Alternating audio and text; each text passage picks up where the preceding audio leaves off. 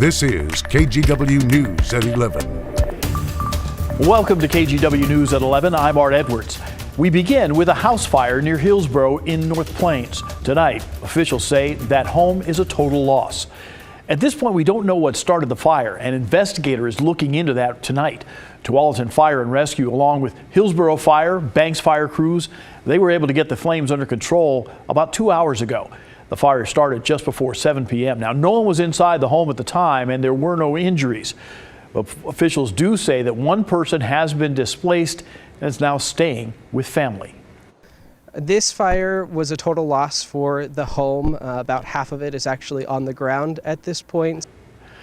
Now, firefighters also told KGW that the fire was a challenge to stop because the home is in a rural area. Access to water sources like hydrants is limited. One person is dead tonight after two cars collided in southeast Portland. The crash happened about 9:30 this morning.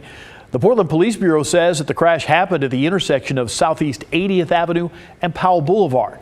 One driver died before officers were able to get to the scene. The driver of the other car involved stayed at the scene. Investigators have not yet said what led up to the crash. It is the third fatal crash in the city so far this year. Here's a map that shows the locations of those crashes, including the latest from today. To date, 3 people have died, including one pedestrian. And overnight, near Vista House, a car went over an embankment. Corbett Fire was able to get the driver out of the car. As you can see, it's resting on its side. Rescue crews say that the driver was not hurt. Multnomah County Sheriff's deputies say the driver was impaired at the time of the crash, and they have issued a citation. Deputies also note that there was no other car involved in that crash. You don't see a dead whale on the beach every day. It smells like rotten eggs. Well, hundreds of people flocked to the Oregon coast today to see that dead whale that had washed up near Fort Stevens State Park. Marine experts say it's a sperm whale measuring 40 feet long. Blair Best reports.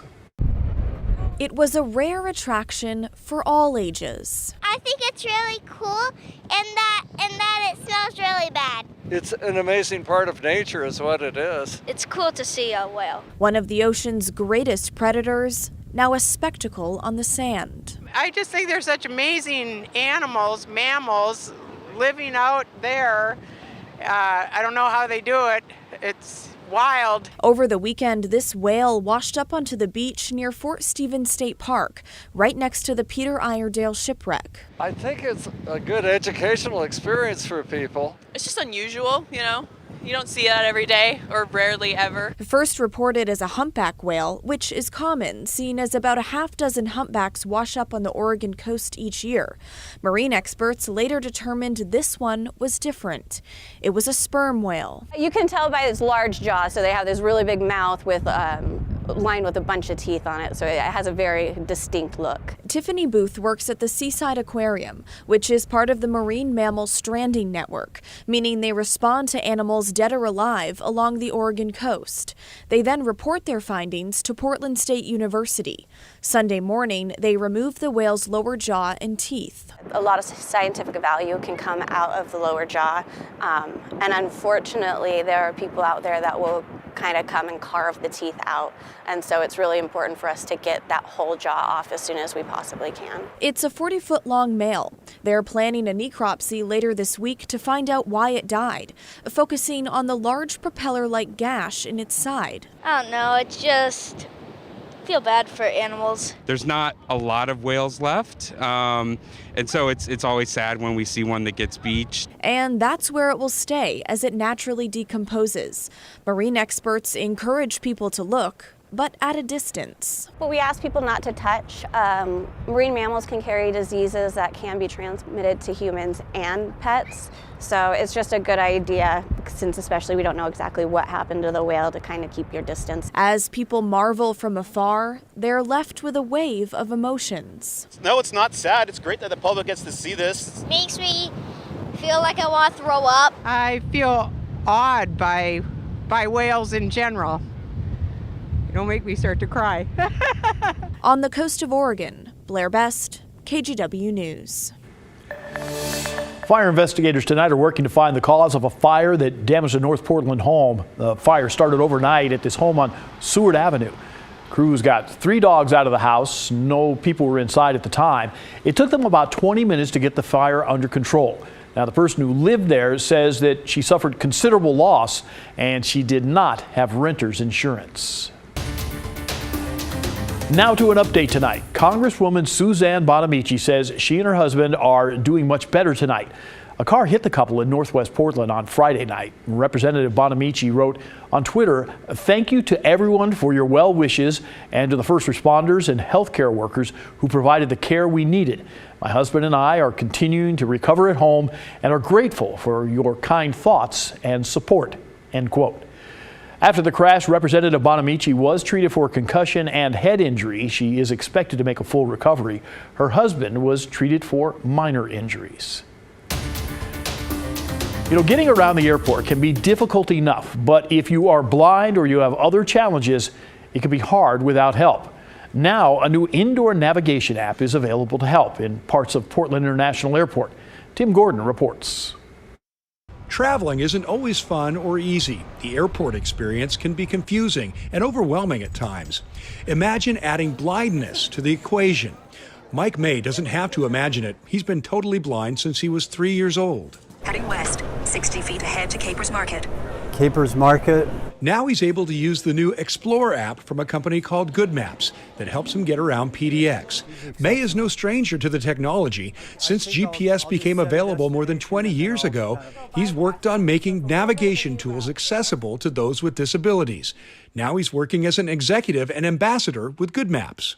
It's fulfilling to me personally because I get to go new places, but also for somebody who's worked in the accessible tech field for a long time, I'm thrilled to share this with other blind people and to facilitate them getting around. I mean, the better you get around, the better you engage in life, whether it's for career or recreation. PDX is one of 2 U.S. airports to accommodate the app so far, and for now, not all of it is mapped. Pete DeVasto is a member of the Port of Portland's Accessibility Committee and looking forward to seeing the Indoor Direction app expanded. I would love to see it more widespread because it is really a game changer. But it's already paying off. One of the features allows your phone camera to be your eyes. I can point the camera if I'm standing in a spot. I can turn my body around and like right in front of me, if there's a coffee shop, it'll tell me that. If I turn left, it'll tell me like there's a gate or a restroom or whatever.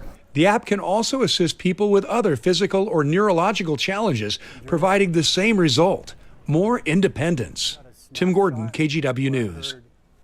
That's kind of cool. Well, Joe Ranieri is here with a look at our weather. You know, I got up this morning, it was windy, it was kind of raining a little bit, and I was hoping all day it was going to get better. It got better late in the afternoon and the evening. Heading into tomorrow, though, we're going to be looking at a start of basically a dry streak, Art. We are going to be seeing mainly dry conditions for tomorrow, but as we look at what we saw earlier today, some impressive numbers in terms of wind.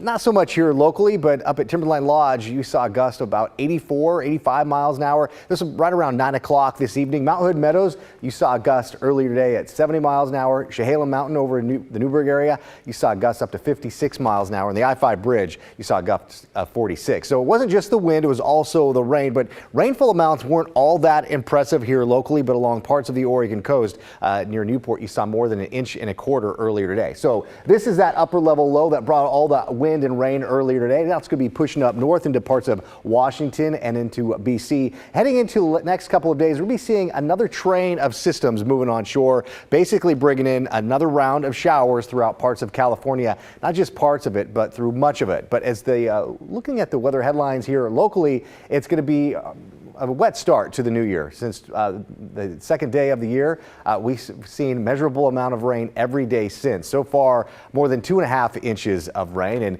heading into tomorrow, again, it's going to start a stretch of 2 days in a row with dry weather. I'll talk more about that and what we can expect to see heading in the later part of this week. All right, Joe, we'll see you in a little bit. Thanks a lot. Well, tomorrow is Martin Luther King Jr. Day. Man, there are a lot of events that are being held to mark the occasion here in Portland. Many revolve around serving the community. Today, our Bryant Clerkley had the chance to attend a service in honor of Dr. King. Hey, Art. Well, the service to honor Martin Luther King's legacy happened at the historic Vancouver Avenue First Baptist Church, which is the first largely African-American church in Oregon.